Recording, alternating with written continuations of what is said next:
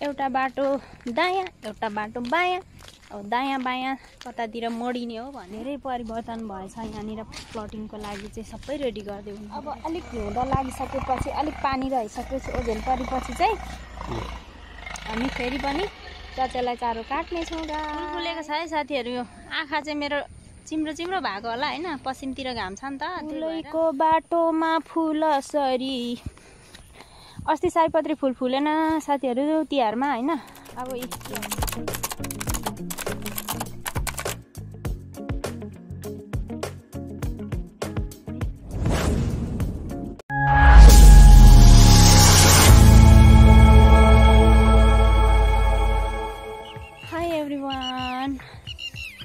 सेवा हौवा नमस्ते सबैजनालाई। म सबिना राईको तर्फबाट। आराम हुनुहुन्छ होला मेरो युट्युब फ्यामिलीहरू। म पनि एकदमै आराम छु। आजसम्म चाहिँ साथीहरू हाम्रोतिर चाहिँ यसरी धान लडाइदिएको छ हिजो अस्तिको हावापानीले। आज चाहिँ हल्का दिन खुलेको अवस्था छ। त्यही भएर साथीहरू च्वाचेको चारो काट्न जान्थ्यौँ हामी पहिले होइन। हिउँदो लागिसकेपछि बर्खामा चाहिँ अलिकति गाह्रो हुन्थ्यो। अनि आजभोलि चाहिँ बाटो कस्तो भएछ त च्वाचेको चारो काट्नु जाने भनेर चाहिँ हेर्नको लागि चाहिँ जाँदैछु म। के कसो गर्दै हुनुहुन्छ स्वदेश विदेशमा हुने मान्छेहरू त सबैजना ड्युटी जाने आउने त्यस्तै घरको सम्झना गर्ने त्यस्तै हो होइन। हामी नेपालमा रहने गाउँठाउँमा रहने साथीहरू चाहिँ कसैको चाहिँ अब बाली नाली भित्राउने बेला भयो होइन। यो चाहिँ हाम्रो बाटो हो साथीहरू। यस्तै बाटो हिँड्नुपर्छ। यस्तो चप्पल लाएर साथीहरू धानको बिचमा खेतीमा बसेका छौँ। अनि त्यही भएर यता फर्क्यो धान उता फर्क्यो धान, सपनामा धान विपनामा धान। हामी त त्यस्तो पो देख्छौँ र हौ गाइजहरू। यसलाई कसले लडायो? मैले साथ मैले मामा भने जस्तो यसलाई चाहिँ अस्तिको 3 दिनको हावापानीले हो गाइज लडाएको होइन। यही यस्तो विरक्त लाग्दछ, यही फेरि रहर लाग्दछ साथीहरू है। अब गाउँले जीवन भएपछि के गर्नु साथीहरू। यही गाउँठाउँको भिडियो बनायो बस्यो यस्तै त हो नि होइन। घरको मान्छे भइसकिसकेपछि साथीहरू यस्तै त हो। गाउँघरको भिडियो बनायो, वल्लो घर गयो पल्लो घर गयो आयो होइन। यस्तै छ साथीहरू। हजुरहरूकोतिर के कसो छ, के गर्दै हुनुहुन्छ? अब सायद धान काट्ने तयारी गर्दै हुनुहुन्छ होला हजुरहरू है। अब धान कोदो काट्ने बेला आउँदैछ साथीहरू। बुढीहरू यहाँ अलिअलि यहाँ पनि हामी मर्निङ वाक आउँछौँ पछि हिउँदोमा फुको भइसकिसकेपछि चाहिँ। अहिले चाहिँ अब एकदम बर्खामा चाहिँ धेरै झार पलाएको हुन्छ नि त। त्यही भएर क्या साथीहरू अब यहाँनिर एकदम रमाइलो चाहिँ यहाँ रहेछ क्या साथीहरू। फुलैको बाटोमा फुलसरी। अस्ति सयपत्री फुल फुलेन साथीहरू तिहारमा होइन। अब तिहार गइसक्यो यो फुल फुलिरहेछ। के गर्नु अब यो फुलको कुनै काम छ त छैन। तर भिडियो चाहिँ बनाउन काम दियो गाइजहरू होइन। फुल फुलेको छ है साथीहरू। यो आँखा चाहिँ मेरो चिम्रो चिम्रो भएको होला होइन, पश्चिमतिर घाम छ नि त। त्यही भएर घाम डुब्ने बेलामा हिँडेको हो म। अनि यता अगाडि पछाडिको फुल त देखाउनु पऱ्यो नि त साथीहरू हाम्रो गाउँको। अब हाम्रो गाउँको बाटो फेरि यहाँ एउटा बाटो दायाँ एउटा बाटो बायाँ। अब दायाँ बायाँ कतातिर मोडिने हो भने बायाँतिर मोडिनु पर्यो।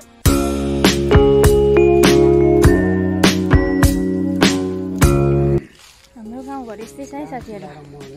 म बेला बेला हजुरहरूलाई आफ्नो गाउँघर पनि घुमाउने गर्छु नि हौ। हामी चाहिँ अब फेरि साथीहरू यो यता जङ्गलतर्फ लाग्दैछौँ है। जङ्गलतर्फ लाग्दैछौँ। जङ्गल भन्नुभन्दा पनि प्लटिङ पो हुँदैछ भन्ने कुरो आयो त हौ यतातिर त। के हो हामी च्वाचेलाई चारो खोज्न आउने ठाउँतिर आउँदैछौँ साथीहरू। हाम्रो च्वाचेलाई चारो हामीले यही जङ्गलतिर काट्थ्यौँ। अब अलिक हिउँदो लागिसकेपछि अलिक पानी रहिसकेपछि ओझेल परेपछि चाहिँ हामी फेरि पनि च्वाचेलाई चारो काट्नेछौँ गाइज। यता पारिपट्टि प्लटिङ हुँदैछ हाम्रो गाइज। जग्गा जमिन किन्ने कोही हुनुहुन्छ भने आउनुहोस् है गाइजहरू। यति रमाइलो जङ्गल छ। यति रमाइलो यति रोमान्टिक मान्छे चाहिँ म हजुरको छिमेकी हुनेछु। त्यसैले गाइजहरू चाहिँ सम्पर्क गरेर चाहिँ आउन सक्नुहुन्छ सजिना राईको भ्लगबाट चाहिँ हजुरहरू। हेलो छिमेकी भएर यसरी नै मिलिजुली यो खोल्सा खाल्सीमा चाहिँ च्वाचेको चारो खोज्न आउनुपर्छ गाइजहरू हैन। च्वाचेको चारो चाहिँ खोज्नको लागि चाहिँ यतै हो। हाम्रो यी च्वाचेको चारो हुर्केर यत्रो भइसकेछ गाइजहरू। माथि माथि पो पुगिसकेछ त हामी नआउनाले।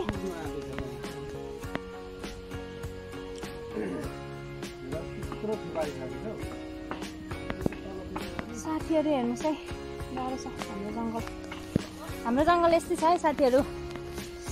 घाँस पात सबै पाइन्छ यहाँ, दाउरा दौरी सबै पाइन्छ साथीहरू। उतातिरको जङ्गलहरू सबैतिर चाहिँ हामी छापा मारेको थियौँ के गाइज हामीले च्वाचेको चारो खोज्नलाई।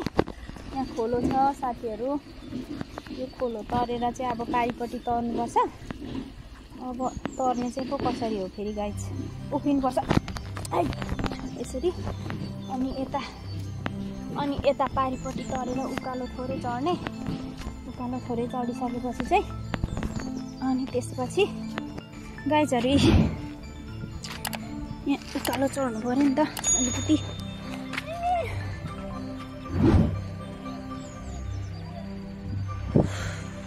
प्लटिङ है साथीहरू यो हाम्रो गाउँको छिमेकी। हाम्रो गाउँठाउँमा चाहिँ यसरी प्लटिङ पनि भइराखेको छ।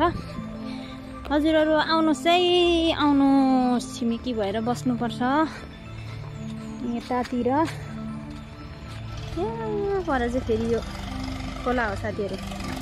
यो चाहिँ फेरि हामी माछा मार्न जान्थ्यौँ यही खोला हो। यतातिर नआएको चाहिँ थुप्रै भएको थियो साथीहरू। धेरै परिवर्तन भएछ यहाँनिर प्लटिङको लागि चाहिँ सबै रेडी गर्दै हुनुहुँदो रहेछ यतातिर हैन। जङ्गल खोला पहाड यस्तै त हो है गाउँले जिन्दगी। गाउँतिर हावा खाने फुर्सद मिलेको बेलामा खोला खाली जङ्गलतिर हैन साथीहरू। कता जानु अब कहाँ जानु? रमित हेर्ने ठाउँ बनाएको छ के हेर्नु रमित?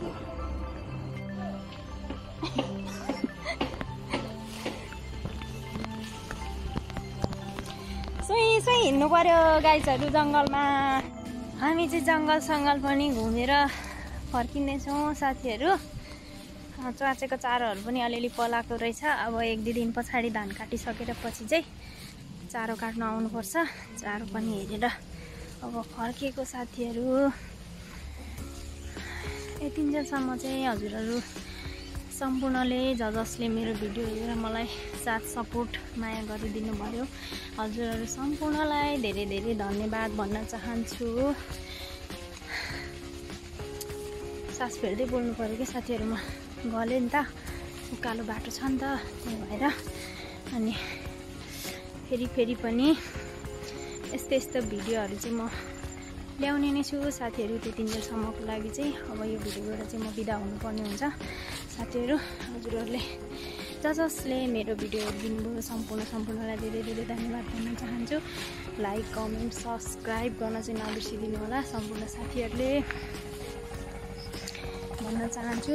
नयाँ साथीहरू चाहिँ जोडिनको लागि चाहिँ सब्सक्राइबको बटन चाहिँ टुङ्ग थिच्न चाहिँ नभुल्नु होला।